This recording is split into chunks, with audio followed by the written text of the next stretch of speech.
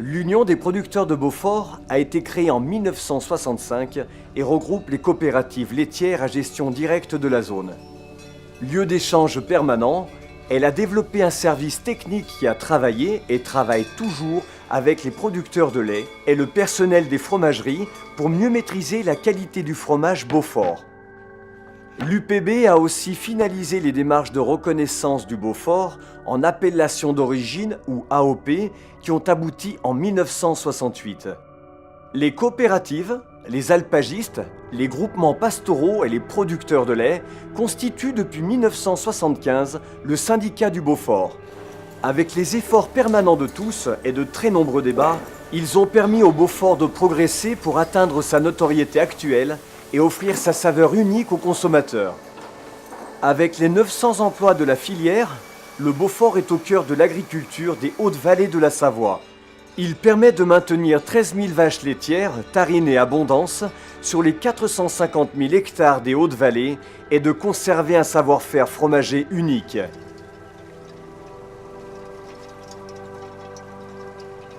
Au départ, la réflexion a commencé sur le fait que le lactosérum, c'était un produit qui nous coûtait souvent de l'argent, qui ne rapportait rien. Donc au niveau de l'UPB, on a eu une réflexion pour savoir si on pouvait mettre en place un système, une solution pour pouvoir au moins pas perdre de l'argent, au moins rémunérer le lactosérum, quoi. Du jour où on a commencé à mettre en route ce projet de ricotta, parce que c'était comme ça qu'on l'appelait au départ, on s'est aperçu donc que la ricotta c'était un marché qui était assez petit, quoi. Disons que en gros, le volume qu'on aurait pu produire l'année, c'était à peu près ce qui se consommait en France en un an. Donc, c'était un peu compliqué à développer un marché comme ça. Le conseil d'administration de l'UPB, c'est que les présidents. La décision qui a été prise, la proposition qui a été faite, c'était d'élargir un peu le conseil d'administration. Pour le projet, c'est les présidents de COP qui cherchaient du monde pour justement s'investir un peu dans le projet d'Albertville. Et donc moi j'étais partant. Tout doucement ça a avancé. Il y a eu le projet donc, au début ricotta, après poudre, beurre et plus le méthaniseur. Donc ça fait un gros projet sur la zone Beaufort. C'est quelque chose qui s'est inscrit déjà avant que Savoie Lactée ne prenne forme, hein, finalement. La première chose qui s'est faite, ça a été de tester une filière de valorisation des protéines du sérum à travers de la ricotta. Donc c'est un produit qui est bien connu en Italie, qui est moins développé en France. Et il se trouvait qu'ici à Beaufort, à la coopérative, on avait un petit local qui était disponible. Donc l'Union des producteurs de Beaufort a fait quelques travaux dans ce local-là. Et puis on a commencé à tester un petit peu différents produits de ricotta.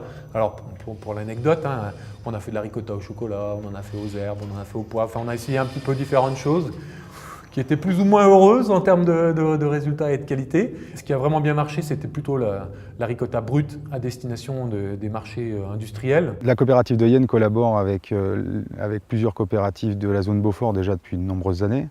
C'était des collaborations commerciales, des échanges de produits, Beaufort contre Tom. Hein, et c'est vrai qu'on a eu envie de renforcer ces échanges et de collaborer à un projet technique hyper ambitieux, celui de Savoie Lactée. Les membres du conseil d'administration de la COP de Yenne ont adhéré au projet, notamment parce que c'est un projet 100% coopératif. Le petit bémol était de bien vouloir abandonner l'atelier de beurre de Yenne, historiquement implanté ici depuis de très nombreuses années, et de transférer ce savoir-faire à Albertville.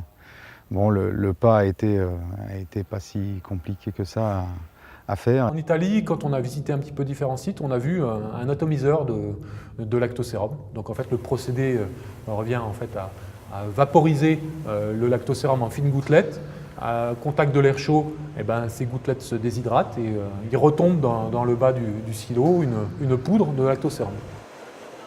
Ce qui est surtout très intéressant, c'est que nous, au niveau des producteurs, c'est qu'on va pouvoir gérer, la filière va pouvoir gérer le lait de A à Z, quoi. Le lait qui a été fait ce matin sur l'alpage, il va descendre dans les vallées pour être transformé en Beaufort.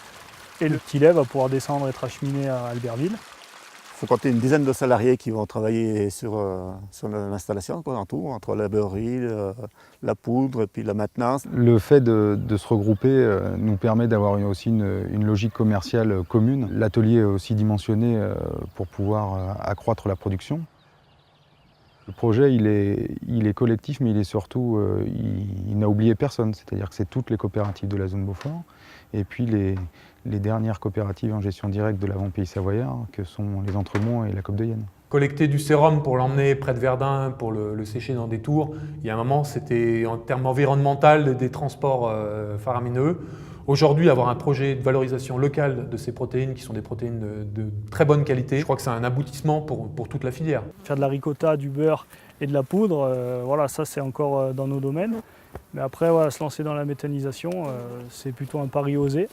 Et c'est bien parce que c'est dans l'air du temps, et puis plus on sera écologique, mieux ce sera pour l'avenir, et pour l'avenir du Beaufort et l'avenir de tout le monde.